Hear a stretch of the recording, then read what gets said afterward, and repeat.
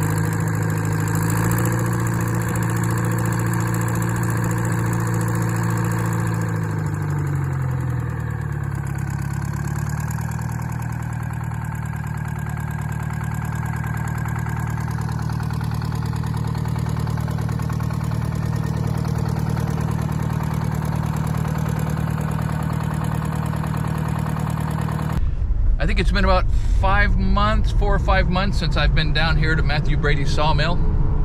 It's a short, friendly drive, but I'm coming down to kind of watch and be helpful for a little bit while Matthew begins to put the new Detroit motor on my old sawmill. It's been a long time coming. We've needed diesel horsepower on this old boy for a long time, and Matthew has found the right machine. He's got it put together, and he says today he's going to start to drop it onto that life-threatening Rubik's Cube. I'm proud of this kid, and I'm anxious to show you what he has accomplished so far. We're on site. The boy's been busy. He's got firewood logs. He's got the new motor on the trailer. I'm not sure what he's doing up there. I hear a motor running. Let's see what's going on. This kid's a worker.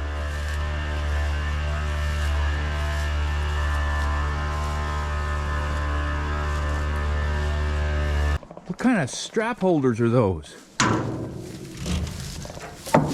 at that. Spring-loaded widgets, and so you just roll up your hose, and it has little serrations on it. Pretty nice. Tuck it in there, and she doesn't flap in the wind. Pretty nice, and doesn't take long to do it. A lot quicker than daisy chaining. Yeah. Farm lumber ready to roll.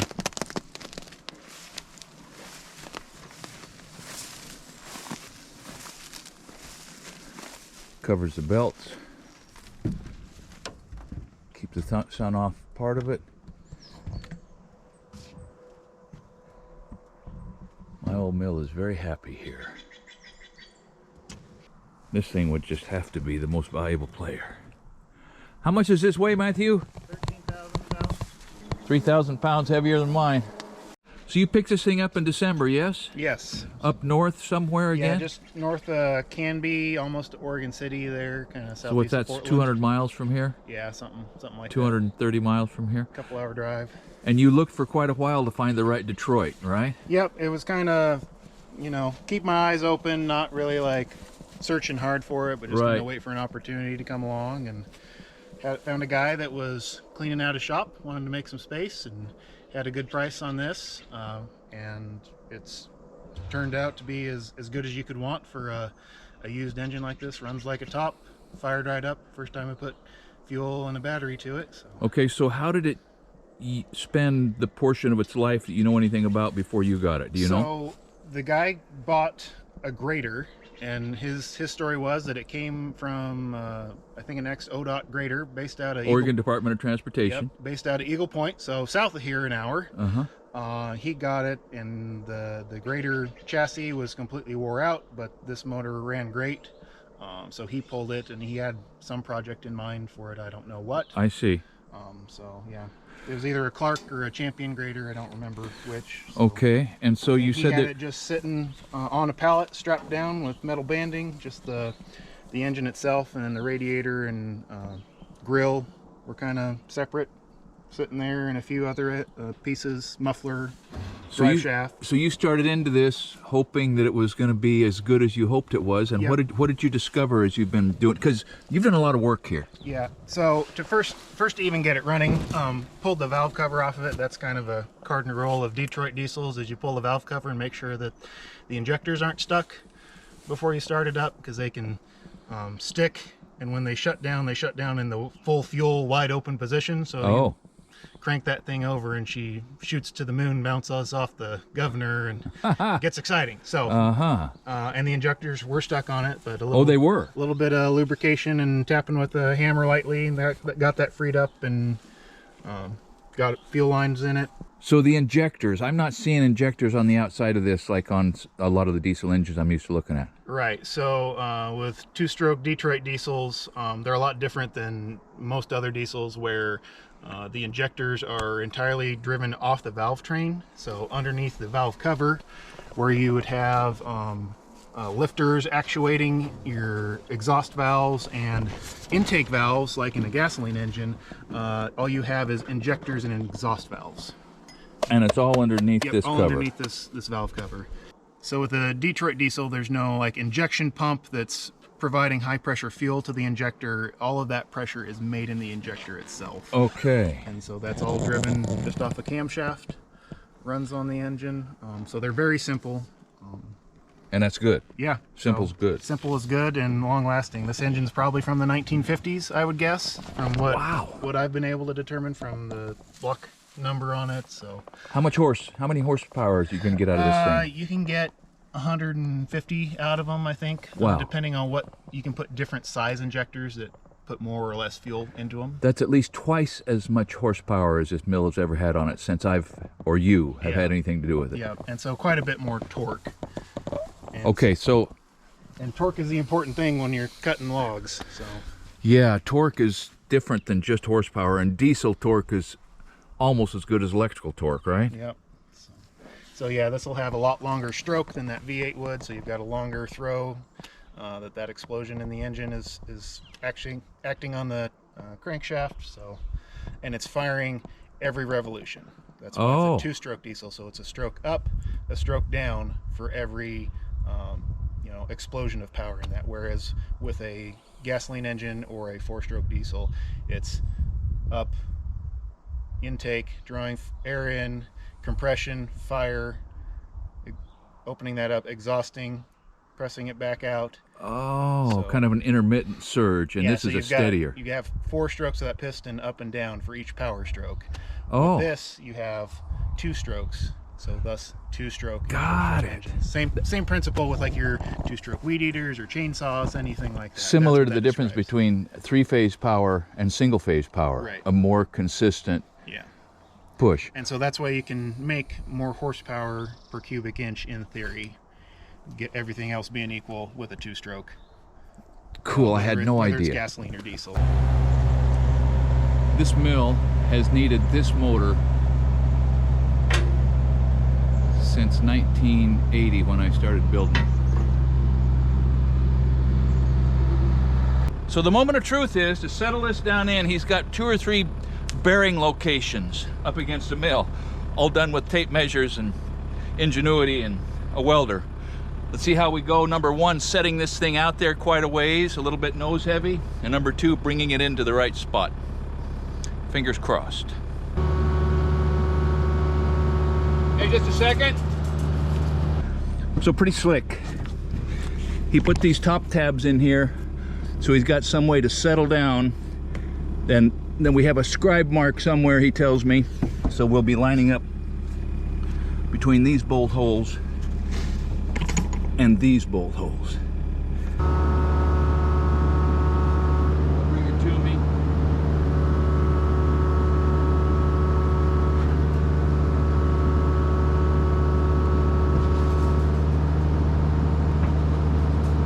Coming down easy. Swing a little. Whoop. Swing a little.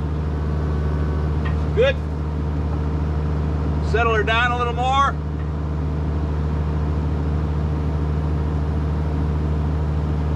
Coming down. Okay, hold that for a second.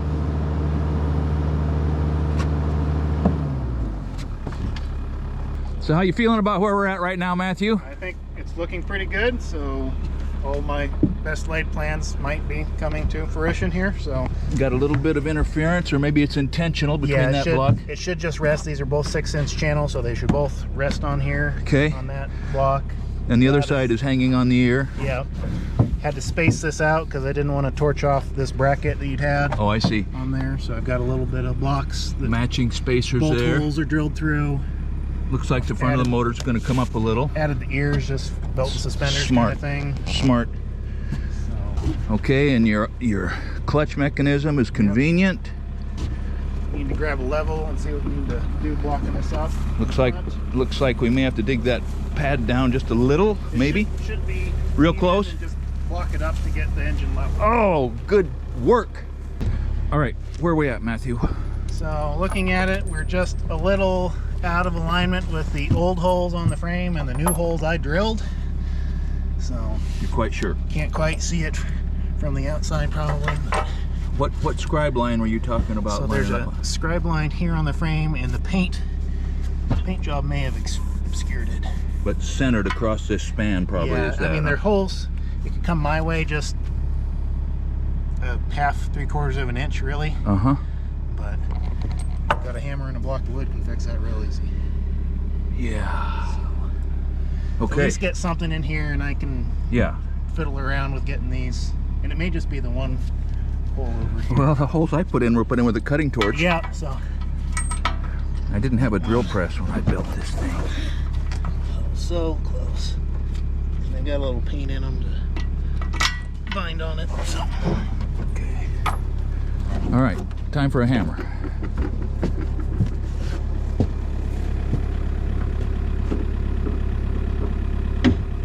Ah, yes. I've got to give this boy a form setter.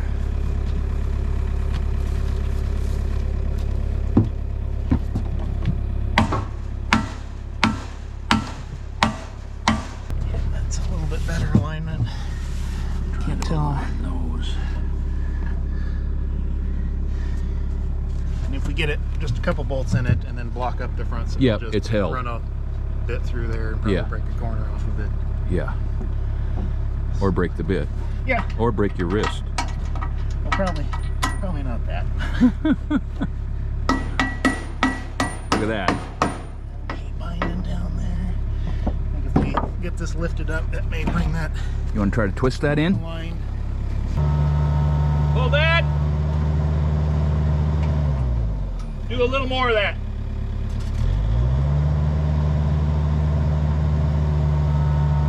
Hold that. I think that's home. Okay. Nice. Can't get away from you now. Nope. At least not too far. So Matthew, I don't know if we've already recorded this, but explain to the people the two mechanical systems that had to be upgraded to make this thing work at all. So, first of all, well, there's probably a couple things more. So first, the radiator needed cleaned out. It was actually good condition externally, but was gunked up. Boiled it out. Yeah, so they actually had to take the top tank off and rotted it out just to physically remove all the gunk in there. Because overheating is a problem with stationary engines, right? Yeah, so we want this thing to run at temperature. And then you built this nice little screen. Actually, this came with it. That was with it? Yeah, so that's just the DuPont overhaul there. Hard to cut your fingers off with that. Yeah.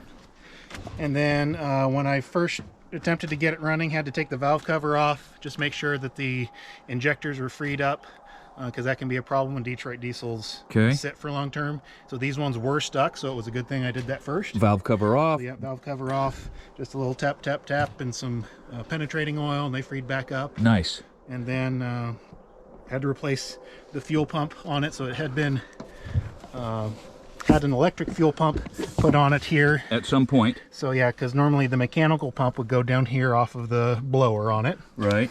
and so replace that With this. with Okay, this. so that's running off the 12-volt battery. And then the alternator that came with this engine was not charging, so I just robbed the alternator that was off the old power unit sitting over there. Right on. Put it on here. 12 volt is 12 volt. Yep, 12 volt is 12 volt, and So that's a Chevy alternator. Yep. On a Detroit. yep. And so if you look over here on the blower side, you'll see cast in the intake housing General Motors. Oh. So Detroit Diesel was originally a subsidiary of General Motors Corporation. So That alternator's right at that's home. the term Jimmy Diesel, Screaming Oh, Jimmy. That's okay. where that comes from. So, Okay, GM. All right, so then my lack of attention 20 minutes ago caused this throttle linkage to bend, but you can straighten that out. yeah, we've got a hammer here handy, and You're a man with an anvil too, if it's serious. Okay. All right, well, now before I take off and reduce the frustration on the job site, explain to us fire season, because you can see right there, my friends, that the boys got a pretty good lather up because Yep. it's a hot morning. We're probably up to 86 right now. probably not quite. I have a pretty low boiling point, so it doesn't take much for me to Rod smoke, out your so- radiator, buddy. Yep. So yeah, we've got our fire tank down there. It's got 600 gallons of water on it and a pump that'll pump a quarter of a mile up the hill if we need to. Don't have that much hose. That's what I heard running when I drove up, because Yep. you had started it to make sure it would start at crunch time. Yep. So that's always best practice. If you've got an operation where you need fire water there, make sure it runs before you really need it, because Yeah, you don't want to okay. find out that it doesn't when fire's headed up the hill. So you've had a career in fire suppression before your career in farming and sawmilling. Yep. All right, so I called you the other day. You're my authoritative source on fire season restrictions. What level fire season are we at right here in Southern Oregon? So we are in the Douglas district. We are in high fire danger at the moment, and industrial fire precaution level 3. Okay. So those are different regulations for like industrial operators, like the loggers and road builders and those kind of folks, versus John Q. Public, who wants to mow their dry grass in the yard. So Or install their sawmill motor. Yep. Yep. So anybody that is just a homeowner doing it for their own recreation or property maintenance, they've got a kind of more stringent layer of regulations on them, just because they aren't going to have a fire water source like this tank down here to be able to put a fire out. They're maybe have a garden hose. They're Yes. going to call 911 when a fire happens. Yeah.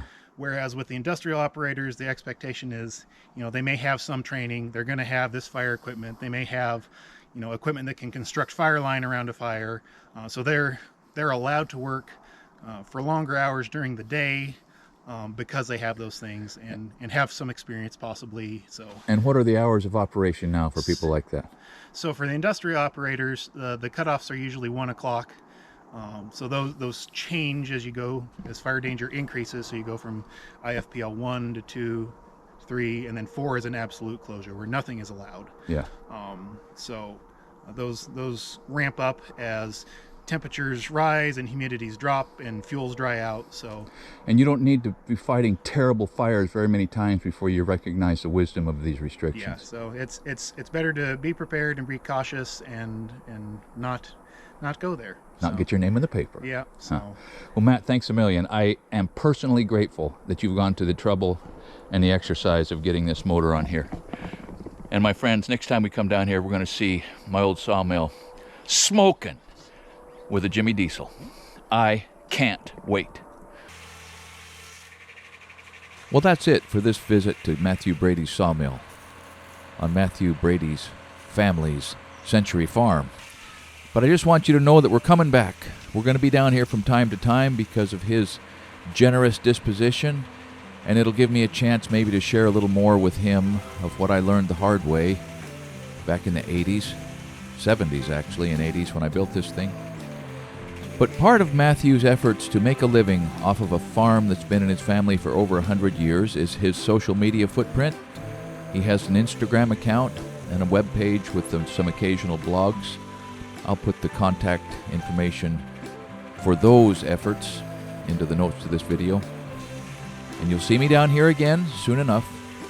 There are plans that include making sawdust on this blast from the past.